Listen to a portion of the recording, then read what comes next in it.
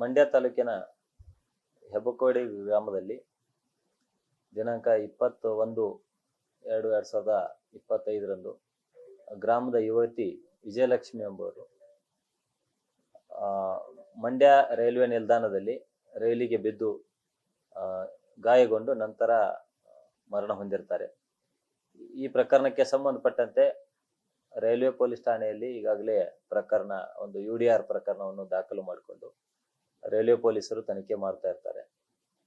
ಈ ಮಧ್ಯೆ ಏನು ಆ ವಿಜಯಲಕ್ಷ್ಮಿ ಅಂತೇಳಿ ಹುಡುಗಿ ಒಂದು ಡೆತ್ ಆಗಿದ್ಲು, ಆಕೆಯ ಬಗ್ಗೆ ಒಂದು ಪರಿಶೀಲನೆ ಮಾಡಲಾಗಿ ಮತ್ತು ಆಕೆಯ ಮನೆಯವರು ನಂತರದ ದಿನಗಳಲ್ಲಿ ಗ್ರಾಮಾಂತರ ಪೊಲೀಸ್ ಠಾಣೆಗೆ ಮತ್ತು ರೈಲ್ವೆ ಪೊಲೀಸ್ ಠಾಣೆಗೆ ಹೋಗಿ ಈಕೆ ಸಾವಿನಲ್ಲಿ ಸ್ವಲ್ಪ ಒಬ್ಬ ಹುಡುಗ ಇರಬಹುದು, ಆತನ ಮೇಲೆ ಸಂಶಯ ಇದೆ ಮತ್ತು ಆತ ಲವ್ ಮಾಡ್ತೀನಿ ಅಂತ ಹೇಳಿ ನಂಬಿಸಿ ನಂತರ ಮದುವೆ ಆಗದೆ ಆಕೆಗೆ ಮೋಸ ಮಾಡ್ತಾ ಇದ್ದಾನೆ ಅಂತ ಹೇಳಿ ಅದರ ಒಂದು ಕಿರುಕುಳದಿಂದ ಆಕೆ ಜಿಗುಪ್ಸೆಗೊಂಡು ಮರಣ ಹೊಂದಿರುವ ಸಾಧ್ಯತೆ ಇದೆ ಅಂತೇಳಿ ಒಂದು ಮಾಹಿತಿಯನ್ನ ಕೊಟ್ಟರು.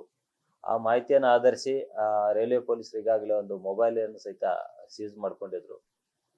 ನಂತರದಲ್ಲಿ ಗ್ರಾಮಾಂತರ ಪೊಲೀಸ್ ಠಾಣೆಯಲ್ಲಿ ಸಹಿತ ಒಂದು NC ಪ್ರಕರಣವನ್ನು ದಾಖಲು ಮಾಡಿಕೊಂಡು ಅದನ್ನ ರೈಲ್ವೆ ಪೊಲೀಸ್ ಠಾಣೆಗೆ ವರ್ಗಾವಣೆ ಒಂದು ಪ್ರಕ್ರಿಯೆ ನಡೀತಾ ಇತ್ತು. ಈ ಮಧ್ಯೆ ಏನು ಆ ಹುಡುಗಿಗೆ ಮೋಸ ಮಾಡಿದಾನಂತೇಳಿ ಎನ್ನುವ ಒಂದು ಹುಡುಗ ಹರಿಕೃಷ್ಣ ಎನ್ನುವನು, ಆತ ಪಕ್ಕದ ಮಾರಸಿಂಗನಹಳ್ಳಿ ಗ್ರಾಮದವನು. ಆತನ ಮನೆಗೆ ಹುಡುಗಿ ಮನೆಯವರು ಕೆಲವೊಬ್ರು ಹೋಗಿ ಮನೆಗೆ ಅಲ್ಲಿ ಬಾಗಿಲು ಮುರಿದು ದಾಂಧಲೆ ಮಾಡಿದ್ರಿಂದ ಒಂದು ಪ್ರಕರಣವನ್ನು ನಾವು ಇತ್ತೀಚೆಗೆ ಮಂಡ್ಯ ಗ್ರಾಮಾಂತರ ಪೊಲೀಸ್ ಠಾಣೆಯಲ್ಲಿ ದಾಖಲು ಮಾಡಿದ್ವಿ. ಈ ಒಂದು ಪ್ರಕರಣ ದಾಖಲಾದ್ಮೇಲೆ ವಿಜಯಲಕ್ಷ್ಮಿ ಎಂಬ ಹುಡುಗಿಯ ತಾಯಿ ಲಕ್ಷ್ಮಿ ಎಂಬವರು ನಮ್ಮ ಊರಿನ ಜನ ನ್ಯಾಯ ಕೇಳಲು ಹೋದಾಗ ನಮ್ಮ ಊರಿನ ಜನರನ್ನ ತಪ್ಪು ಅಂತ ಹೇಳಿ ಅವರ ಮೇಲೆ ಕಂಪ್ಲೇಂಟ್ ಅನ್ನು ಮಾಡಿದ್ದಾರೆ. ಹೀಗಾಗಿ ಊರಿನ ಜನರ ಮೇಲೆ ಎಲ್ಲ ಕಂಪ್ಲೇಂಟ್ ಆಗ್ತಾ ಇದೆ.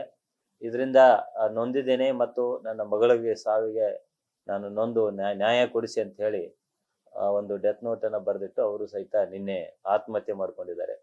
ಈ ಪ್ರಕರಣಕ್ಕೆ ಸಂಬಂಧಪಟ್ಟಂತೆ ನಾವು ಕೂಡಲೇ ಸ್ಥಳಕ್ಕೆ ನಮ್ಮ ಹಿರಿಯ ಅಧಿಕಾರಿಗಳೆಲ್ಲ ಭೇಟಿ ನೀಡಿ ಪ್ರಕರಣವನ್ನು ಪರಿಶೀಲಿಸಿ ಈಗಾಗಲೇ ಅಬೇಟ್ಮೆಂಟ್ ಟು ಸುಸೈಡ್ ಮತ್ತು ವಿವಿಧ ಸೆಕ್ಷನ್ಗಳ ಅಡಿಯಲ್ಲಿ ಪ್ರಕರಣವನ್ನು ದಾಖಲು ಮಾಡಿಕೊಂಡಿದ್ದೀವಿ. ಒಟ್ಟು 19 ಜನರ ಮೇಲೆ ಪ್ರಕರಣ ದಾಖಲಾಗಿದೆ.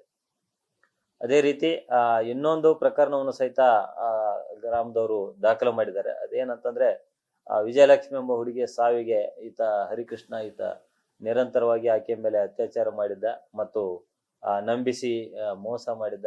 ಅದರಿಂದ ನೊಂದು ಆಕೆಯು ಆತ್ಮಹತ್ಯೆ ಮಾಡ್ಕೊಂಡಿದ್ದಾಳೆ ಅಂತೇಳಿ ಇನ್ನೊಂದು ಪ್ರಕರಣವನ್ನು ಸಹಿತ ಒಟ್ಟು 19 ಜನದ ಮೇಲೆ ಒಂದು ಪ್ರಕರಣವನ್ನು ಸಹಿತ ದಾಖಲು ಮಾಡಿದರೆ ಆ ಒಂದು ಪ್ರಕರಣವನ್ನು ಸಹಿತ ನಾವು ಮಂಡ್ಯ ಗ್ರಾಮಾಂತರ ಪೊಲೀಸ್ ಠಾಣೆಯಲ್ಲಿ ತೆಗೆದುಕೊಂಡಿದ್ದೀವಿ. ಮತ್ತು ಏನು ಹಿಂದೆ ರೈಲ್ವೆ ಪೊಲೀಸ್ ಠಾಣೆಯಲ್ಲಿ ಪ್ರಕರಣ ದಾಖಲಾಗಿತ್ತು, ಆ ಪ್ರಕರಣದ ಮಾಹಿತಿಯನ್ನು ಸಹಿತ ನಾವು ಕೇಳಿಕೊಂಡು ಈ ಒಂದು ಪ್ರಕರಣದಲ್ಲಿ ಅಳವಡಿಸ್ಕೋತೀವಿ. ಈ 2 ಪ್ರಕರಣಗಳಿಗೆ ಸಂಬಂಧಪಟ್ಟಂತೆ ನಿನ್ನೆ ರಾತ್ರಿನೇ ನಾವು ಆರೋಪಿಗಳ ಬಂಧನಕ್ಕೆ ತಂಡಗಳನ್ನು ರಚನೆ ಮಾಡಿದ್ವಿ. ಆ ಒಂದು ತಂಡ ಈಗಾಗಲೇ 5 ಜನರನ್ನು ವಶಕ್ಕೆ ಪಡೆದುಕೊಂಡು ವಿಚಾರಣೆಯನ್ನು ಮಾಡ್ತಾ ಇದೆ. ಆದಷ್ಟು ಬೇಗನೆ ಅವರನ್ನ ನ್ಯಾಯಾಂಗ ಬಂಧನಕ್ಕೆ ಒಪ್ಪಿಸುವ ಒಂದು ಪ್ರಕ್ರಿಯೆ ನಡೀತಾ ಇದೆ. ಮತ್ತು ಏನು ನಿನ್ನೆ ಡೆತ್ ಆದ್ರೂ ಅವರ ಒಂದು ಅಂತಿಮ ಶವ ಸಂಸ್ಕಾರಕ್ಕೆ ಸಹಿತ ಎಲ್ಲ ರೀತಿಯ ಪೊಲೀಸ್ ಬಂದೋಬಸ್ತ್ ವ್ಯವಸ್ಥೆಯನ್ನು ಮಾಡಿದ್ವಿ.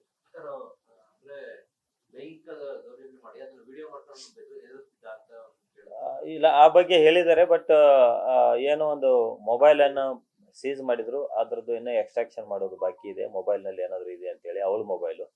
ಇನ್ನು ಆರೋಪಿತನ ಬಂಧನ ಇನ್ನೂ ಆಗ್ಬೇಕಾಗಿದೆ.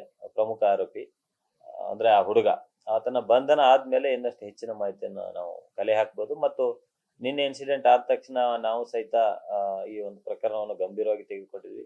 ಏನೆಲ್ಲ ಇವರಿಬ್ಬರ ಮಧ್ಯೆ ಕಳೆದ 1 ವರ್ಷ 1.5 ವರ್ಷದಿಂದ ಆಗಿದೆ ಮತ್ತು ಯಾವೆಲ್ಲ ಕಾರಣಕ್ಕೆ ಆಕೆಗೆ ಕಿರುಕುಳ ಆಗಿದೆ ಅಥವಾ ಮೋಸ ಆಗಿದೆಯೋ ಎಂಬುದ್ರ ಬಗ್ಗೆ ನಾವು ಹೆಚ್ಚಿನ ತನಿಖೆಯನ್ನು ಮಾಡ್ತಾ ಇದ್ದೀವಿ. ಇಲ್ಲ, ಏನ್ ವರ್ಕ್ ಮಾಡ್ತಾ ಇರ್ಲಿಲ್ಲ, ಹಂಗ ಓಡಾಡ್ಕೊಂಡಿದ್ದ ಪಕ್ಕದ ಊರು. ಹೀಗಾಗಿ ಇವರಿಬ್ಬರ ನಡುವೆ ಪರಿಚಯ ಆಗಿತ್ತು. ಈ ಒಂದು ವಿಷಯ ಇನ್ನೊಂದು ಆಕೆ ಒಂದು ಫ್ರೆಂಡ್ಗೆ ಸಹಿತ ಗೊತ್ತಿತ್ತು. ಅವಳು ನಂತರ ಇಷ್ಟೆಲ್ಲ ಮಾಹಿತಿಯನ್ನು ಕೊಟ್ಟ ಮೇಲೆ ಅವರು ಊರಿನವ್ರಿಗೆ ಸ್ವಲ್ಪ ಮನೆಯವರಿಗೆ ಸಹಿತ ಜಾಸ್ತಿ ಮಾಹಿತಿ ಗೊತ್ತಿರಲಿಲ್ಲ. ರೈಲ್ವೆ ಪೊಲೀಸ್ ಠಾಣೆಯಲ್ಲಿ ಪ್ರಕರಣ ದಾಖಲಿಸುವಾಗ ಮತ್ತೆ ಮಾಡ್ಕೊಂಡಿದ್ದಾರೆ ಅಂತ ಕೊಟ್ಟಿದ್ದಾರೆ. ಆ ಒಂದು ಸಮಯದಲ್ಲಿ ಸಹಿತ ಆತನ ಮೇಲೆ ಈ ತರ ಆತನಿಂದ ಮೋಸ ಆಗಿದೆ ಅನ್ನೋ ಬಗ್ಗೆ ಮಾಹಿತಿ ಅವರಿಗೂ ಸಹಿತ ಗೊತ್ತಿಲ್ಲ ಅಂತ ಅನಿಸ್ತದೆ. ಬಟ್ ನಂತರದ ದಿನಗಳಲ್ಲಿ ಆಕೆ ಫ್ರೆಂಡ್ ಕಡೆಯಿಂದ ಹೆಚ್ಚಿನ ಮಾಹಿತಿಯನ್ನು ಸಹಿತ ಅವರು ಪಡೆದುಕೊಂಡು ಅದನ್ನ ನಮ್ಮ ಠಾಣೆಗಳಿಗೆ ಮಾಹಿತಿಯನ್ನು ನೀಡಿದ್ದಾರೆ.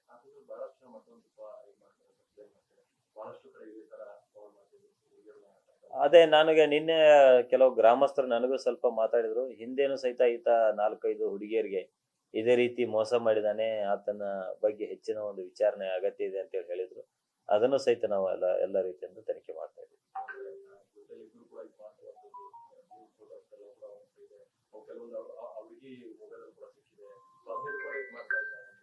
ಇಲ್ಲ, ಅದು ಹುಡುಗಿ ಮೊಬೈಲ್ ಈಗಾಗಲೇ ರೈಲ್ವೆ ಪೊಲೀಸ್ ಠಾಣೆಯಲ್ಲಿ ಸೀಸ್ ಆಗಿತ್ತು. ಬಟ್ ಅದರ ಎಕ್ಸ್ಟ್ರಾಕ್ಷನ್ ವರದಿ ಇನ್ನೂ ಬಂದಿಲ್ಲ.